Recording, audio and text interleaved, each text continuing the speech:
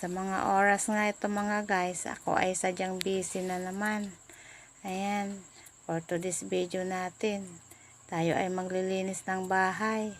Pero sadyang nagpasayaw-sayaw muna ako para maging maganda yung umaga ko at araw. Welcome back sa aking vlog mga guys. Tara, samahan nyo ako sa aking paglilinis para maglinis-linis tayo ng ating bahay. Ayan nga mga guys, medyo dito na nga ako sa may balkon na naman namin. Medyo tapos na nga ako dito sa loob. Kaya ayan, medyo lalabas tayo banda dun sa may balkon namin.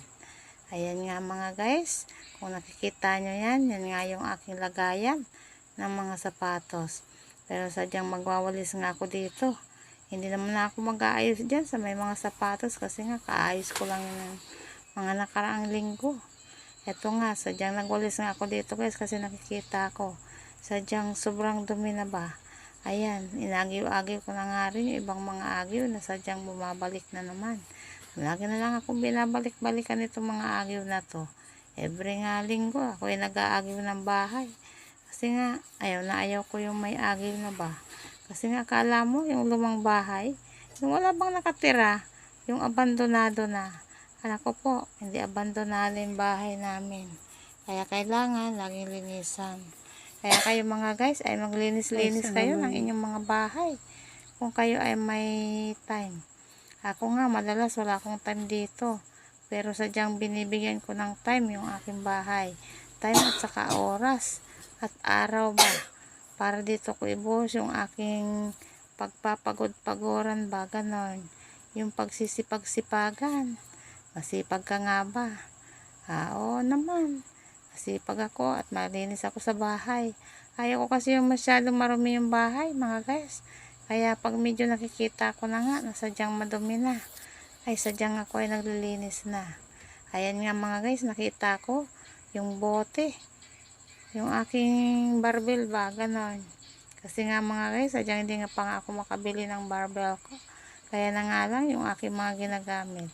Sadyang hindi ko na nga yan nagagamit ngayon mga guys kasi nga sadyang masyado akong busy nga doon sa aking bahay kubo. Siyempre naman mga guys, kailangan hanap buhay muna. Pero minsan naiisip ko rin, kailangan magsomba-somba na naman ako. Kasi nga mga guys, kung nakikita nyo yan, sadyang napakalaki na nga ng aking mga bilbil ba, gano'n. Kahit naman di tayo kagandahan, kailangan maging sexy tayo. Charot! Ayan, forward na nga natin guys yung aking video. Baka kung ano-ano pang maisip ko at masasabi ko. Ayan, sadyang nagwawalis pa nga ako guys. Karugtong pa rin to ng aming balkon mga guys. Kaya nga lang, medyo maluwag tong balkon namin. Kaya ayan, napansin ko nga yung aking mga tsinela, sapatos, ay sadyang nakakalat. Kasi nga mga guys, pag umalis ako, lalo na pag tanghali na, ay sadyang nagmamadali na ako. Lapag dito, lapag dyan. Ganun lang ginagawa ko. O, sabay, alis. Kaya ayan mga guys, medyo hindi ko nga naaayos yung aking mga sapatos at mga tsinelas ko. Nabibigyan ko nga lang yan ng pansin mga guys.